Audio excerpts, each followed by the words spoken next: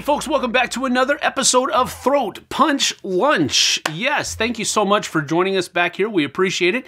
I do have a good number of contributors lined up for you. 10 different segments from 10 different contributors. And so we're always looking forward to seeing what they have coming down the pike for you guys. And I know you enjoy them as well. I do want to say that I have not yet gotten the stuff that was on the palette from Essen yet that I was planning on using for accessorize, and I have not had the time to converse with people to try to get their stuff in for Canvas, so I'm really struggling with segments. So I did a special kind of thing here for my own personal segment. Hopefully you'll enjoy that. But as far as the other segments are concerned, I promise that they are not dead. They're not going away. They're going to be coming back, especially the Canvas segment. I really enjoy doing that one. It's kind of a, I don't know, just a very personable piece, and that's what I like about it. Accessorized, I've got some really cool stuff. It's just on the palette that we had at Essen. It has made the journey across the Atlantic. It is actually in the United States, but it's at customs. So we're waiting on those different boxes to come in that we had at Essen. So that's soon, hopefully. But without all of that, and without further ado, we're going to go ahead and get to the rest of the segments that have been dutifully prepared for you, and lovingly so at that. So let's get to your lunch. Hi, this is Ambie from Board Game Blitz, and this is Strategically Thematic, a segment where I try to talk about theme in different strategic games. This time, I'm talking about Tzolkin, the Mayan calendar.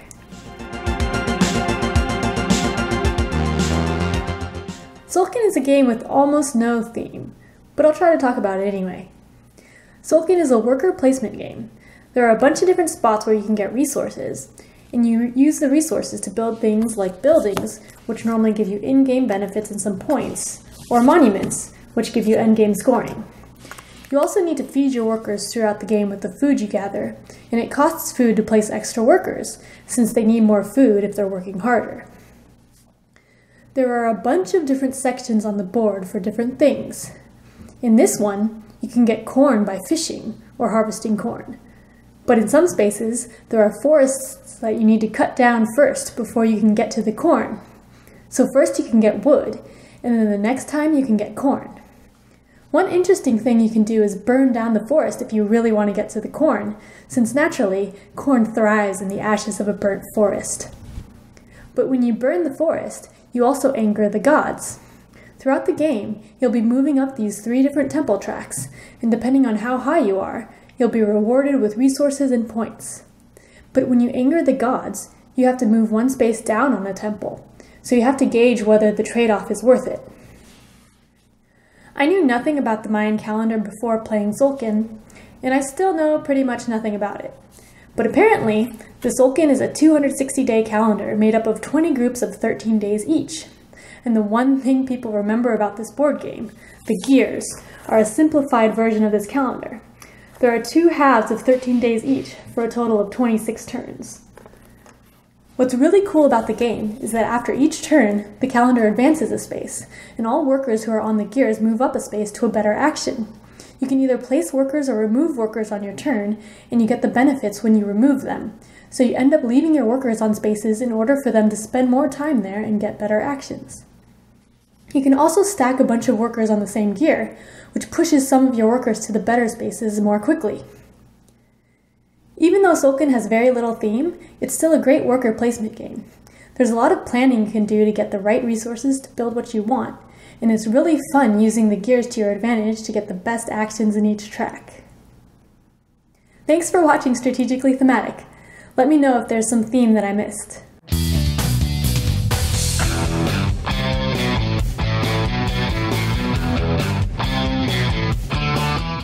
Hey guys, it's Jay, and today we're not really going to talk a whole lot about your Flair. I've been really busy at work lately, going to Christmas parties, building stuff as gifts for people for Christmas, and probably playing a little bit too much Hearthstone that I didn't really have time to show you guys how I made something and put a video together for you guys. But I still wanted to give you guys a little bit of an update and a little bit of look into the future about what I'm going to be making and everything.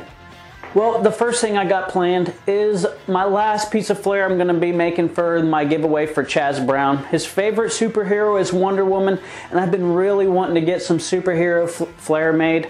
So the first thing I'm going to be doing coming up is going to be a piece of Wonder Woman Flair, and really any Flair you can do for any superhero.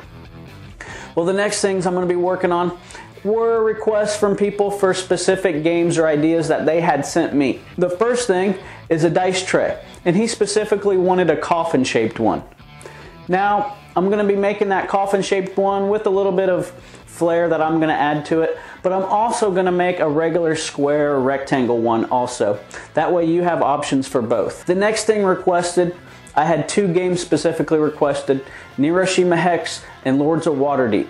I'm going to make some flair for their favorite factions on each of those games. I'll probably just do one, but whatever I make would be able to be used for any game that has specific factions. On one of my Facebook groups I'm a part of, I saw somebody posting some artwork for one of their games they're developing called Dead Throne World of Velis. And the artwork was really stunning. It really caught my attention. There was this goblin warlord on there that I thought was really awesome. A pretty cool dragon on there. Well, I got a hold of the guy. We're going to end up working together. I'm going to be giving away some of his art. His Kickstarter's coming out in March, so probably late February, I'll be running another giveaway. He went ahead and printed me off a couple things, like this world map. I always love having unique world maps. I'll probably end up using this one for a D&D campaign at some point in time, just for fun. He also printed me this goblin warlord.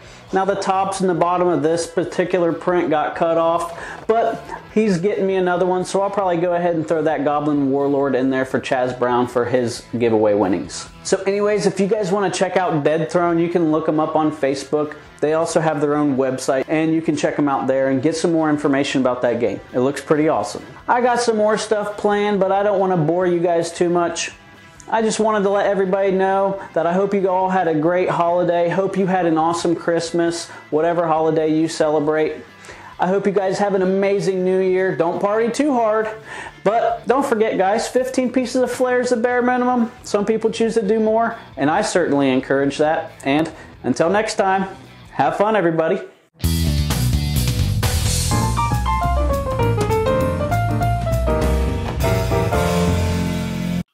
Hey gamers, this is Liz Davidson from Beyond Solitaire, and I'm here to bring you another episode of SoloThrash, Amerithrash gaming for those of us who prefer to play alone. Which may lead you to ask, why do so many of us like to play alone? I asked some of my fellow solo gamers, and here's what they had to say. Hello, Jimmy from JambalayaPlaysGames.com here, and the reason why I came back into board gaming was because of the solo experience. So I want to thank all the designers out there, creative minds, who thought of us when creating a game, or even if it was an afterthought. I don't care if it's cards, beat your score, long adventures.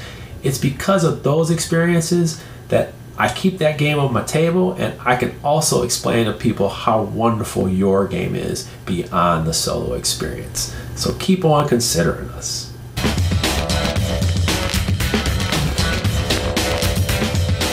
Hello everyone, welcome back to Rolling Solo. My name is Adam Smith. Now today I'm going to be answering a question that was posed to me as to why do I enjoy solo gaming? Well, there's tons of reasons, but I got to narrow it down to a few in order to keep this thing short. The major reason is because I can play on my own schedule. That's one of the biggest reasons. I do play a group of friends. I am outgoing and I love having friends around the game table, but it isn't always cohesive to everyone's schedules in order to play games, so it's nice to be able to set up a game and quickly do it on my time. So that's one of the major reasons I enjoy solo gaming. Secondly, I like forming a decision or a strategy or breaking down a puzzle and actually seeing it play out fully without any outside influence or interaction that would sway that strategy, so I can see whether it actually worked. So I do really enjoy that side of it as well. Hi everyone, my name is Jennette, and you may know me as Netters Plays. And I really enjoy solo games because it's the one time where I can sit back and just really enjoy the game for what it is. I like learning from the game these different strategies, these different mechanisms, and how to play this game a lot better. Also, I can learn it in order to teach other people too. So not always are people around to play with, so it's the one time that you can actually enjoy the game for what it's worth by playing it solo. A few years ago I experienced a life-changing illness that resulted in high levels of stress, anxiety and depression, and I've found that turning to board games, solitaire board games particularly, has helped me deal with some of those problems. For me, solo board gaming is an opportunity to lock myself away from everything, immerse myself into an incredible theme, and I particularly enjoy games that have a good soundtrack. Hey Simone, roll the dice. Roll the dice. Roll. You don't want to roll the dice? Let's look at this. Look, it's a fun game. It's a fun game. First Orchard, roll the dice.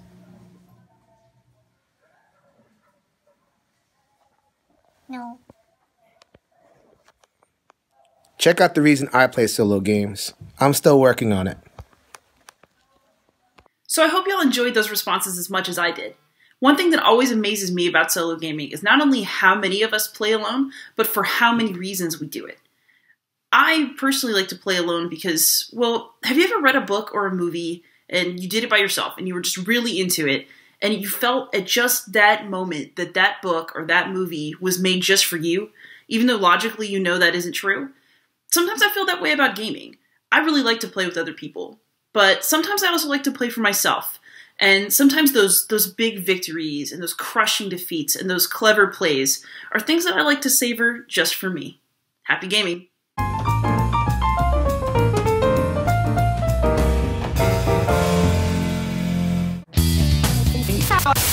Hey folks, while I'm still waiting on some of that stuff to come back from Essen that I talked about in the intro, well, gotta do something for a segment for my own show, right? So I thought I would do 5 games that I'm looking forward to playing here in the next month. And I guess that's going to be kind of a challenge or promise that I'm going to get these games played and get them reviewed in the next month because they've been on my docket for a while now and I know I need to get them done. So let's get to it. All right, so the first one here is from Ares Games and is called Hunt for the Ring. This is kind of a no-brainer for me. I love the Tzolkin fantasy world that he created for Lord of the Rings, Silmarillion, and all of that stuff. I haven't actually read Silmarillion though, so I don't know if I can actually include that on my list. Who cares? But I've read The Hobbit, I've read Lord of the Rings, the trilogy, all 3 books. So I love that universe, and this really speaks to me on that front. So I'm looking forward to giving it a whirl. When I first heard about it at Origins this year, I was really excited for it. I love the way it looks on the table as well. So gonna be playing this real soon. Come back later on. Also, another one that I've actually played this next game, but it was the first day of Essen. We were all jet lagging pretty hard, and we were all kind of stumbling through the rules. So I'm hoping that my second go of Dragon's Gate College will be much more enjoyable. Now, that's not to say that I didn't like the first time I played it. Enjoyed the camaraderie that we had around the table. We had a lot of interruptions because people were coming by saying hi, that type of stuff. But I played this with myself, Eric, Mandy, and Suzanne. And it was a rough go. So maybe it was just a lot of different things, kind of like a perfect storm type thing coming together to make it not as fun as it could be. I'm hoping that's the case, but because this is one of my top ones that I was looking forward to at Essen. And so when we got a copy of it, like the first day, we sat down before the hall actually opened and gave it a whirl. We'll see. I'm not sure, but I'm going to play it again and find out. The next one is one that came in here recently, and it is a monster, a beast. It is called Barbarians: The Invasion. Now, this one really pops to me because a lot of people have said that it feels very Euro-y, but it's got this really cool-looking dial thingy where you can actually choose your different actions that you're going to do during the course of the game and so forth and so on, scoring points and whatnot. So, I don't know what to think about it, but it's interesting and it has caught my attention. So going to be playing this here pretty soon as well. But boy, is this a monster. I mean, it is really heavy. There's a lot of cool stuff that's in here. So be on the lookout. Bolo! And this one just got in from Mantic Games called Star Saga. Now, this is the sci-fi version, I believe, of Dungeon Saga, which I know Rob Oren sings its praises, Dungeon Saga, that is, at least he has in the past. So I'm looking forward to this one because I kind of like sci-fi better than fantasy. And this one just has a lot of cool looking miniatures in it, and we'll have to see how it plays, but it looks really cool and I'm looking really forward to it. So Star Saga, that's coming pretty soon as well. And then this one I have also played before, but it's been quite some time. 878 Vikings, Invasion of England, and the the Viking Age expansion that has come with it. Now, I played this with Joe Stebnett at Origins, ran through a game of it, and he actually played a couple games of it. One was kind of a learning game with his son, and then I was part of that one. So it was a fun experience. I like it a lot. I'm always a sucker for Vikings and that type of stuff. So when this came out, I was like, I really wanted to get it. So now that we've got it, I'm going to give it a good go through and be reviewing it here pretty soon as well. So that is 5 games that you can be looking for in the upcoming month for reviews from me. That's it. Let's get back to your lunch. Hey everyone, Tim Jennette the Metal Meeple here, and this is the Budget Card Game Breakdown.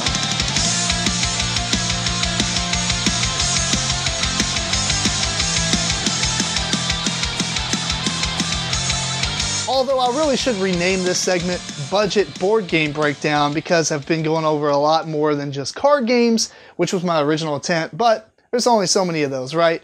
I love budget games. I love finding them at Goodwills and thrift stores or buying them used and things like that. It just makes me really excited, right?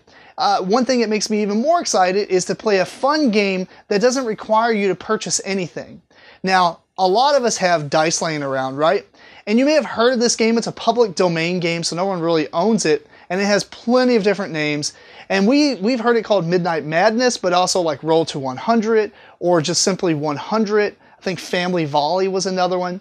But basically what's going to happen is each player gets a sheet of paper, and your idea or your goal is to write 1 through 100 on this piece of paper. Now the catch is there's only one pen, and it's a real-time game.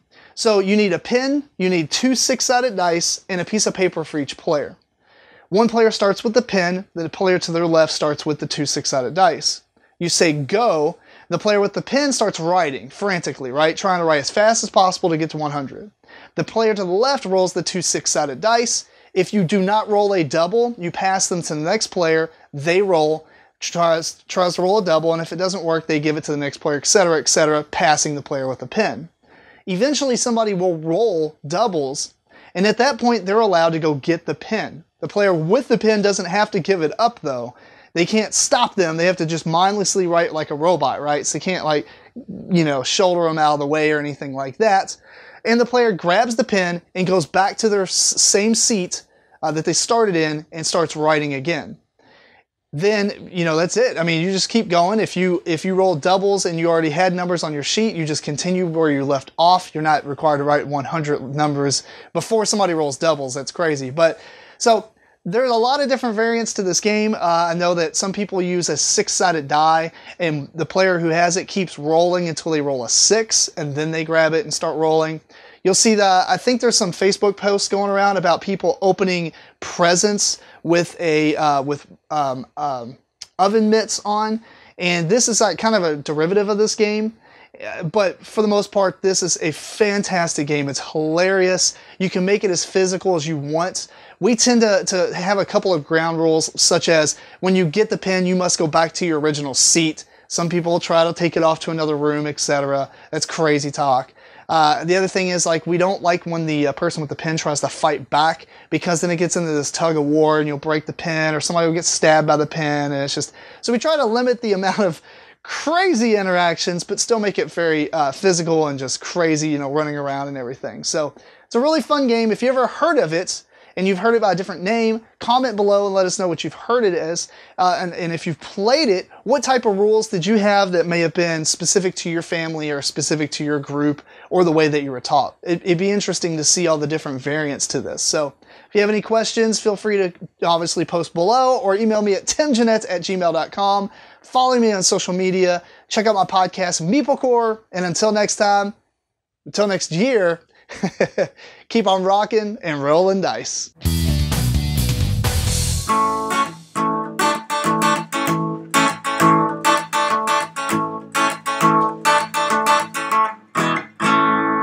Hey, welcome to Throw Punch Lunch. My name is Bobby, and this is We'll Learn As We Go, where normally I would talk to you about a game and how I would teach that particular game, but this week I'm actually doing something a little bit different. I seem to be doing that a lot in recent episodes, and you would think I would change the name or the concept of the episode, but no, we'll keep it how it is. What I'm going to be doing this time is I'm going to be showing you a storage solution that I have for a bunch of small card games with like minimal components that I do have.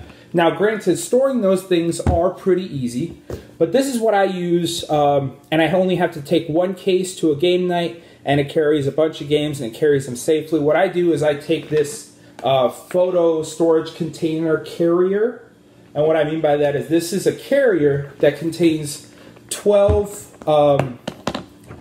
photo storage units. And typically they're supposed to be used for photos, but they're perfect for carrying card games like For Sale. All the cards, the components, they all fit in this little box.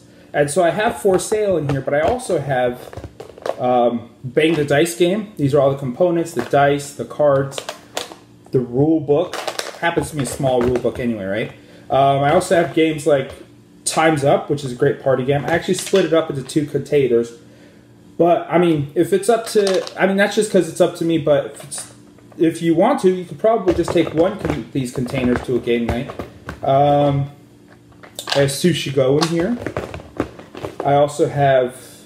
This is another game that I've split up into 2 containers because this is Hero Realms. And I happen to have just the normal base set as well as some of the hero packs, so I've split it up into 2 containers. I have small games like Onirum,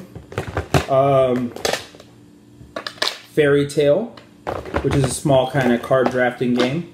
Noah, which is a small card game where it's kind of like a card shedding game, kind of like an Uno. Coup, a wonderful social deduction game. Wonderful game of lying to all your friends. Pixel Tactics, I have a couple of my Pixel Tactics packs in here. So in this carrying case alone, I have a bunch of 2-player conflict games. I have thematic games, deck builders like Hero Realms. I have party games like Time's Up. Social deduction games like Coup and Bang the Dice game. Kind of gateway games like For Sale. I have a lot that I could pack into this small case. And so all I have to do is carry this to game night. Slightly heavy, but all I have to do is carry this to game night. And I have 10 games in here. Potentially 12. I just happen to carry some of the games between 2 containers. But all I have to do is take that. And it's a pretty solution too, because all these containers, I mean, game boxes are pretty, but all these containers in that case is pretty. So I just carry a case like that. And it could be any type of case like that, or any of these kind of individual photo storage containers as well. There'd be a game night where I might pick 2 of these, Bang the Dice game and For Sale.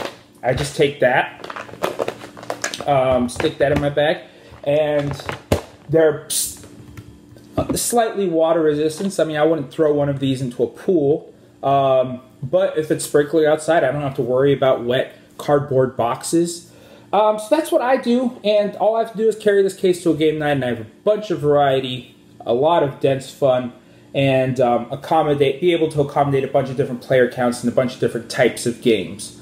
So what do you guys do? How do you guys carry a bunch of card games to game nights? And card games are pretty easy too, right? But share in the comments what you guys do with maybe medium-sized games or bigger games. Games like War of the Ring that have a bunch of components, right? Do you guys have a storage solution that's different from just the game box itself? And mostly for use for travel, right? I pretty much, everywhere I go, this is in the trunk of my car, and I can take it and pop it out at any occasion, and I have a bunch of different types of games for a bunch of different types of situations.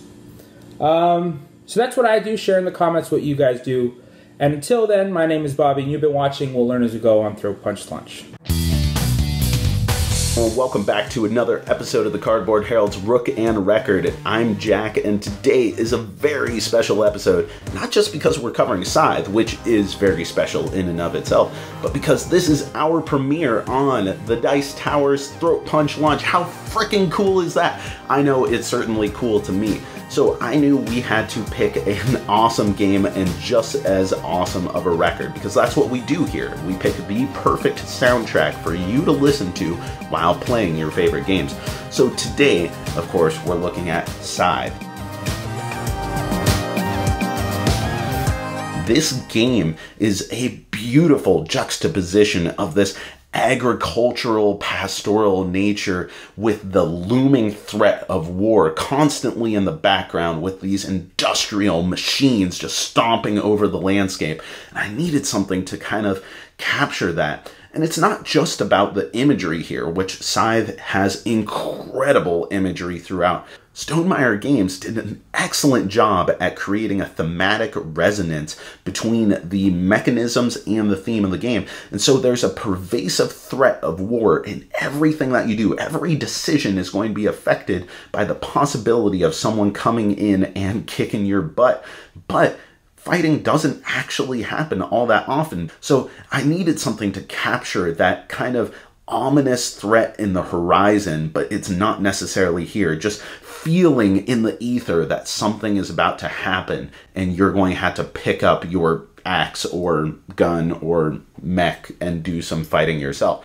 Jason Isbell in the 400 Units Nashville Sound is a alt-country masterpiece from 2017. And I know there's going to be some of you rockers out there who are like, oh, am I really going to listen to country? Yes, you are going to listen to country music. This is an awesome album and you really need to give it a shot. Like, this is Jason Isbell at his creative peak. He's been coming out with album after album that are dealing with really complicated issues in very sophisticated ways. There are undercurrents throughout this whole thing of anger and despair and fear and sadness that just crescendo throughout the entire thing to a raucous end. And this album does rock, but more importantly, tonally, it just has this Steinbeckian quality to it of acknowledging that not much good is probably going to come out of all this, but we only have one choice, and that is to move forward and persevere, whether that's going to consume us or not.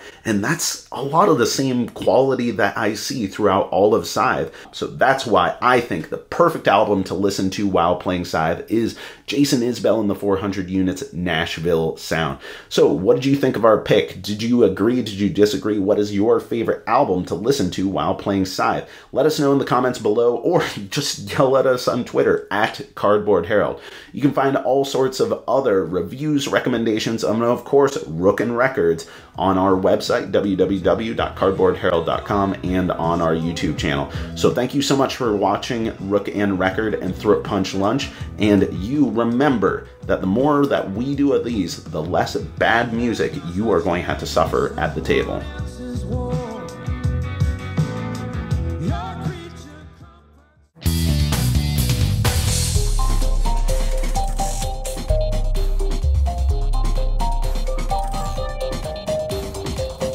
This is Roy Cannaday from Epic Gaming Night, and this is Why It's There, where I talk about a game on my game shelf and why I still have it in my collection. So today we're going to be taking a look at a game that our fearless leader here on Throat Punch Lunch is not a very big fan of, and that game is the programming game RoboRally. Before I talk about the things that I love about RoboRally, I want to talk about how I acquired the game. I used to play a ton of the collectible card game Redemption. It's like a Christian version of Magic the Gathering, sort of. It has slightly different rules, but I used to play this game a ton in my teenage years, and I used to do really good at tournaments, and I actually won a tournament or got placed pretty high in a tournament, and I had a whole bunch of prize packs from that tournament, and they let us turn those packs in for store credit there at the tournament there, and one of the games that they had was RoboRally, and this was one of the very first modern board games that I acquired, and it was a game that we played a ton of with my friends that I also played this other collectible collectible card game with.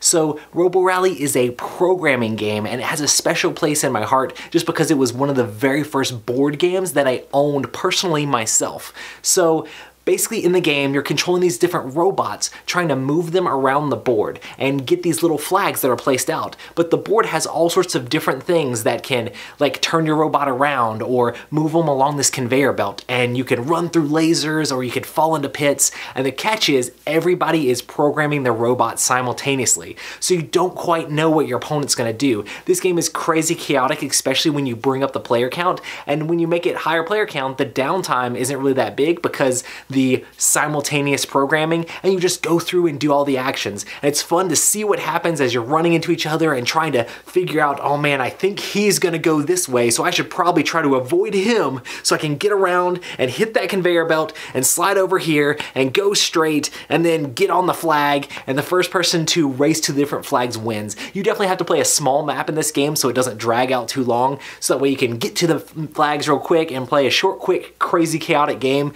But I've had a blast playing RoboRally, and it's definitely still in my collection, not only for nostalgia reasons, but also because I really enjoyed the game with high player counts and that craziness going on. So make sure to check out RoboRally, a game that's going to stay in my collection because it's a ton of crazy robotic programming fun. Have you ever wondered what games you should keep or you should lose? Find out here at Purge Reviews. So I've been to every Dice Tower Con and both Dice Tower Cruises. I've been to BGG Con, Grand Con, and Con of the North. I like going to cons where you play games. I haven't been to Gen Cons. I don't feel like it's as much about playing games as it is about buying games. And I can usually wait a few weeks or a few months in order to get that game to get it to the table. But I really like going, taking off work, and taking some time to play games. So that's what I like about cons. Now, I do like shopping at cons because sometimes I like to support the guys that come and be able to buy some games. And you won't have any of that on the Dice Tower Cruise. And that's probably my biggest flaw about it, is that there isn't any games to purchase. But that's not because of a decision they made. That is a decision that, because it's the cruise line, international waters, that they really can't do that. At least that's my understanding. So we'll put that aside for now. One of the biggest draws about this con on the boat is that you can take your non-gaming spouse or even your children, and there's other things for people to do. So if you're married to a non-gaming spouse, this is the con to take them to. There's so many things to go do on the boat. There are so many fun things and exercises and activities and food and all kinds of things you can do. So your non-gaming spouse can have a really great time and then meet up with you later while you're gaming to do things, or even hook up with other non-gaming spouses and go do things and have a good time. One of the best things they did this year at the Dice Tower Con was when you got your swag bag, you actually walked through this place called the Labyrinth, and you were able to meet each of the Dice Tower personalities. So if you are somebody who wants to meet the Dice Tower personalities, the Dice Tower Cruise is the place to go. When you're walking through and getting your goodies and your bag of good stuff, you were able to shake hands with Sam, Z, Tom, Mandy, Suzanne, and all of the gang, to be honest. They were all there having a great time, and you were able to shake their hand and meet them. You left not only with 2 bags full of games, but you got to meet the Dice Tower crew, which was really fun. Now, they do have their live show. They do have a game show they do on board, so if you like that kind of activities, you can definitely go see that. If not, skip it and play some more games. There is a library on board with plenty of games and a lot of hot games. And I believe there was a vote, and at least if it got a vote or 2, they brought it with you. And if you requested something, they had it, they brought it. So there were plenty of games. In addition, many of the people cruising, not attached to the Dice Tower, brought games. And there was a shelf there where you could just take those games and borrow them. And people had a lot of generosity toward that. Also, if you're a little bit shy and don't like to play games, they have teacher-wanted signs and player-wanted signs. And there was absolutely no problem getting into a game with any other gamer on there. All you had to do was sit down, or if you saw somebody getting ready to start a game, just ask. But if that's too much and you don't feel comfortable with that, you can just simply put a sign up and it said players wanted, and people will gravitate towards you. Also, if you want to get in the game with some of the Dice Tower crews, that wasn't very hard to do. I was able to play quite a few games with the Dice Tower crew, and I had a really good time doing so. It was really a lot of fun. And I think that if you came on this, particularly this Dice Tower cruise, I think you'll find the accessibility to be wonderful for those of you that want to meet the Dice Tower crew. Now, overall, I feel like the Dice Tower cruise is the best bargain of all of them that I've seen. So for $1,200, that would take as taxes and tip and everything. So it would have my food included, all the activities that we wanted to do. We were able to have all the gaming, the con, the room and board, and that was all included. We did spend a little bit more money on some ancillary things, but that was a choice that we made. If you wanted to come and just spend that money, you could definitely do so. Still get off the boat, still have a good time in the city walking around, doing excursions. You want to pay a little bit of money for that. But I have to say the Dice Tower Cruise is a fantastic time. Hey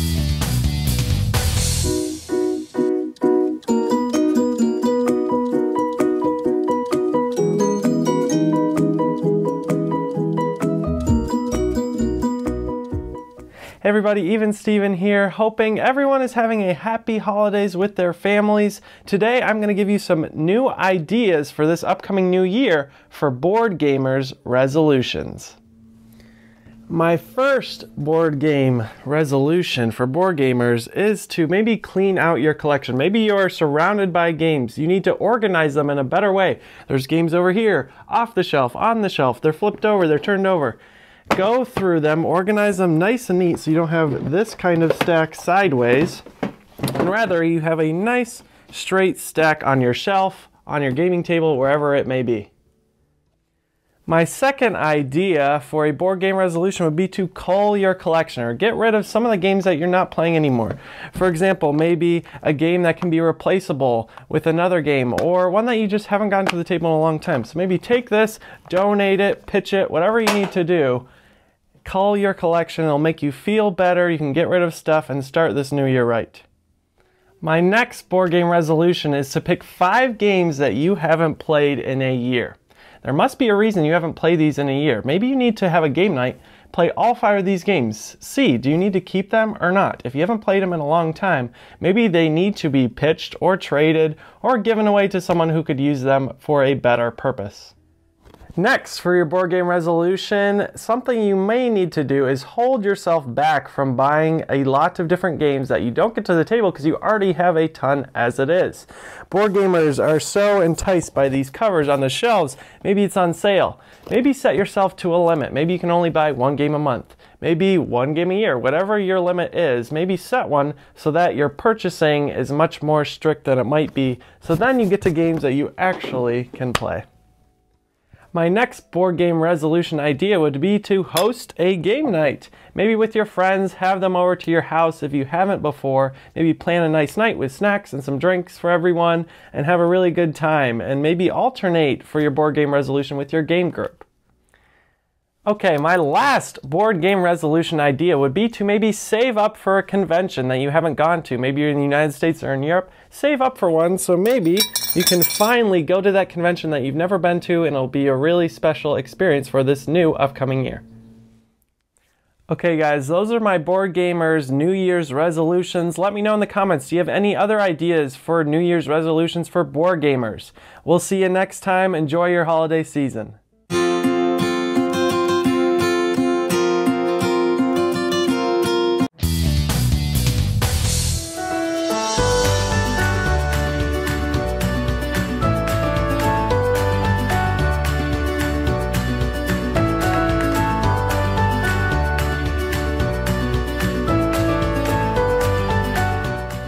Merry Christmas everyone, this is Throat Punch Lunch and another episode of the Starting Tile, your first point of call to introduce new gamers into the hobby.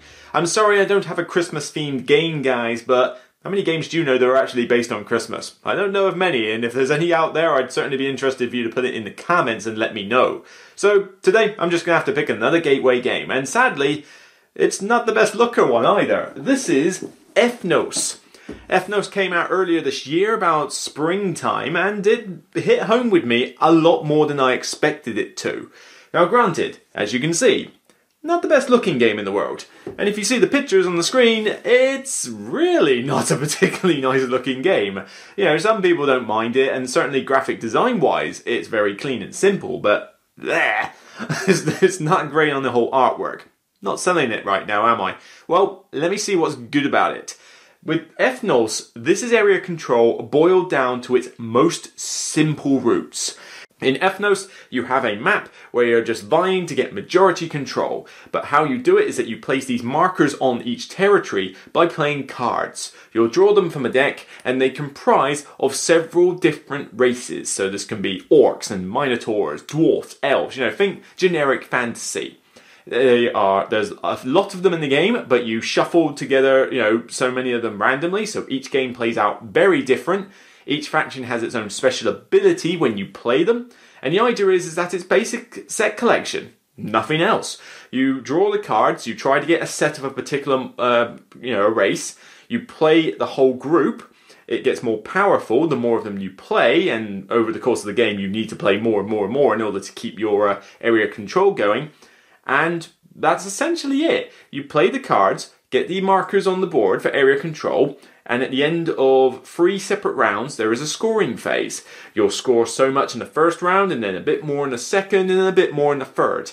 And there'll be first, second, and third places opening up as well. Even the points for the territories are randomized. You have little tokens that you shuffle at the start of the game, mix them up, pull them out. Some territories may be absolute, waste of time. Some may be like high point scorers and get more contested. It's a very simple game though.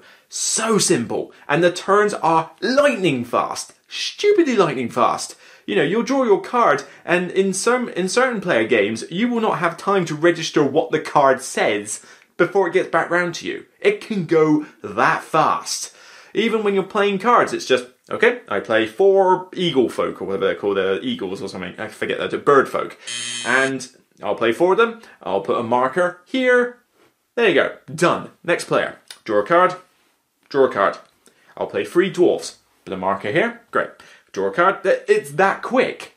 Even with its full player count of 6 players, it goes stupidly fast. And it is stupidly simple. There's very little rules you need to learn. You need to know what each faction does, but it's just a simplistic ability. They're all explained in the rulebook. It's crystal clear. This is something that Spaghetti Western Games have just hit it home with.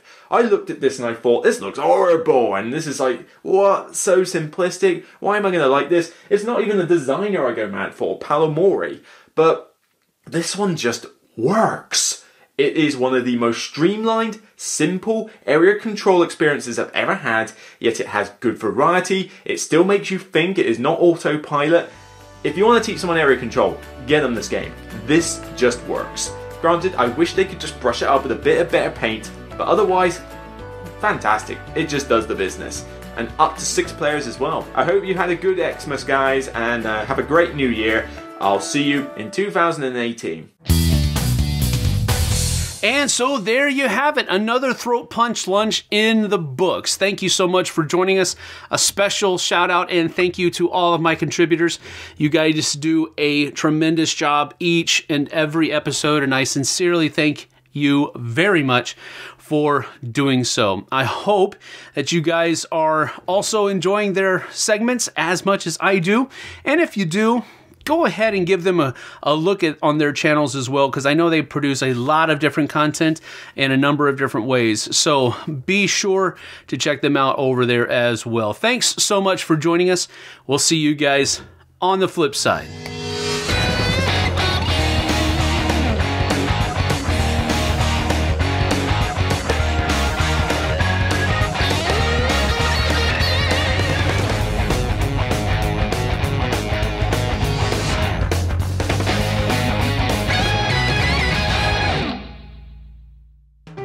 Thanks so much for watching the Dice Tower videos. Find more great videos and reviews, as well as our top-rated audio podcast at Dicetower.com. You can also find other great shows at DicetowerNetwork.com. I'm Eric Summerer, and you've been watching The Dice Tower. The Dice Tower is sponsored by Cool Stuff Inc., where you can find great games for great prices. Cool stuff in stock. Check them out at CoolStuffInc.com.